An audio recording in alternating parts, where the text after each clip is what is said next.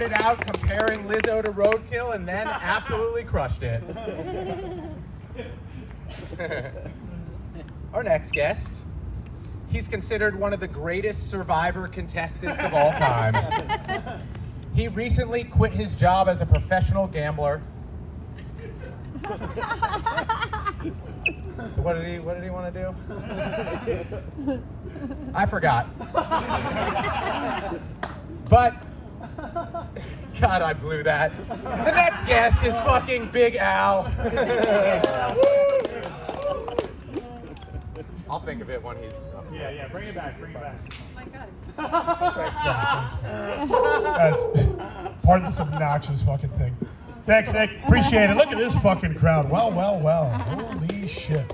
Oh my God. A lot of beautiful faces. I would definitely go down on several of you folks right here. This side, not so much, but you guys right here can get some fucking dick. Historically, I'll be honest with you guys, historically, I tend to place my penis inside of gals that have the opposite skin tone that I'm working with currently. Gotta keep it interracial. I think my problem is, as a Latin guy in South Florida, who tends to date non-Latin women, these non-Latins want me to be this like suave, sexy, Latino energy. But I have more of a Hootie and the Blowfish. Yeah, I've always considered myself more of a transitional minority. Like, if dating me is shopping for a house, I'm like an interracial starter home, you know? Ladies, I'll put it this way. If you've never been with a black guy, but you've thought about it, I'm a nice gateway drug.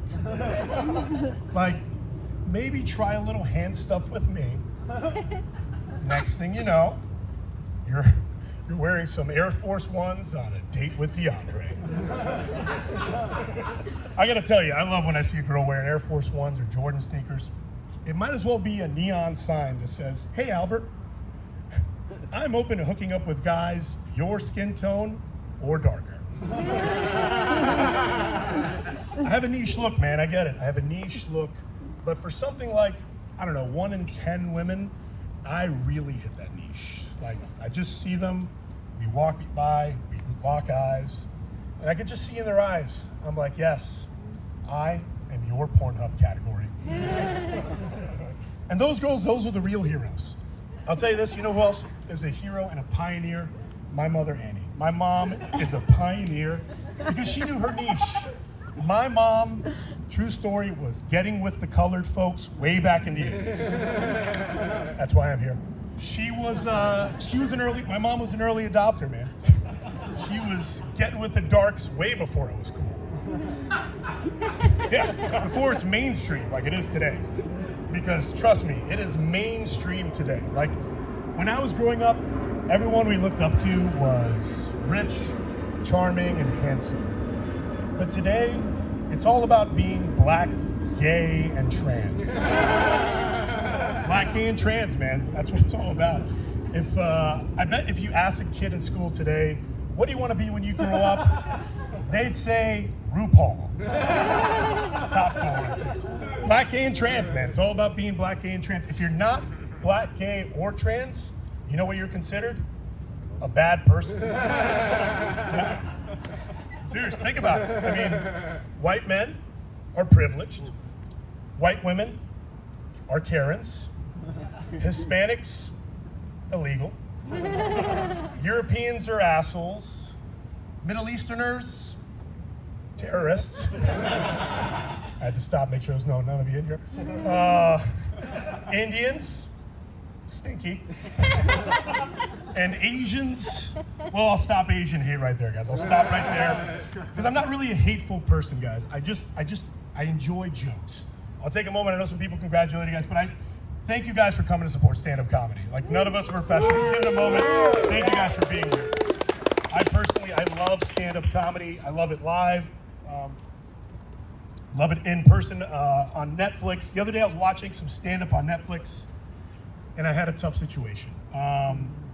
For those of you who know, I used to live with my ex-girlfriend. We broke up, and my ex and I, we used to share a Netflix account.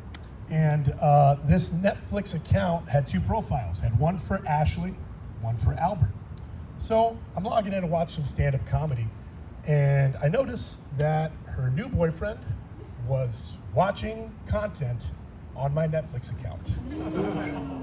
Now I pay for that account at a Bank of America every month. And this guy not only is watching shit on my account, but now it said Ashley and Jonathan. This motherfucker changed my profile's name to his name. So not only is he inside of my ex-girlfriend, he's inside my Netflix account. I mean, dude, listen, you can have my ex, but please, can I at least have season 4 of Stranger Things? That's all I have left. So like any insane person would do, I started watching and figuring out what Jonathan is watching. And turns out the #1 most watched program for this guy is, I'm not making this up, Formula One Drive to Survive. And at that moment, I just gained a lot of peace. Because I realized anybody who watches 5 seasons of cars going in circles is either a giant douchebag or a full retard. So I'd like to take this moment and just say a cheers, guys, to my ex. Guys, Ash, good luck with the retardation. Speaking of retards, I was out with a girl recently, and she asked me what my zodiac sign was. Don't get me started. In this era of non-binary, blurred gender, live your own truth, there is no bigger scam than the fucking horoscope. Doesn't matter where you grew up, who you were raised by, what your friends were. No. To these idiots, the only thing that matters is what day and what month you walked out of your mother's vagina. It makes sense if you don't think about it.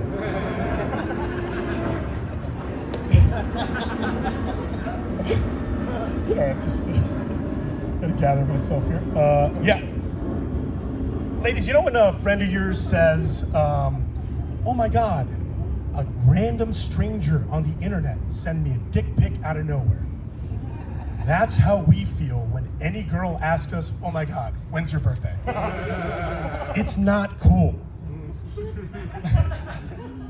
Astrology is my #1 deal breaker, guys. I'll leave you with this. Dating's hard in South Florida. These are my top 3 deal breakers for dating in 2023. You guys want to hear them? Yeah. #1 already covered, the horoscope. Oh my God, slam dunk #1. If a girl ever asks me, what is your sign? My sign is peace out. She's not the right girl. We're moving on to the next guy. #2. All right, listen. If the background of her cell phone is a picture of just her. Alone. No other humans. Not her and her family, not her and her best friend, not her and her dog, not just her dog. If the background of her phone is just her by herself, wearing a bikini, in a beach, lying on a rock, run, don't walk. It's not about self-love. It's not about empowerment. It's about she's a horrific human being. Plain and simple. In the history of the world, no hot girl has ever put herself as the background, the screensaver of her phone, and been a kind, caring human being who's just like, I think of other people first. Literally never happened one time ever. She's not the one, next girl. Lastly, if she has those eyebrows, like these things, that looks like she just got off of a really tall roller coaster.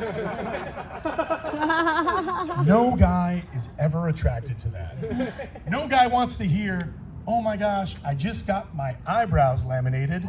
How do I look? How do you look? You look like the dad from American Pie. And I think I'd rather fuck the pie.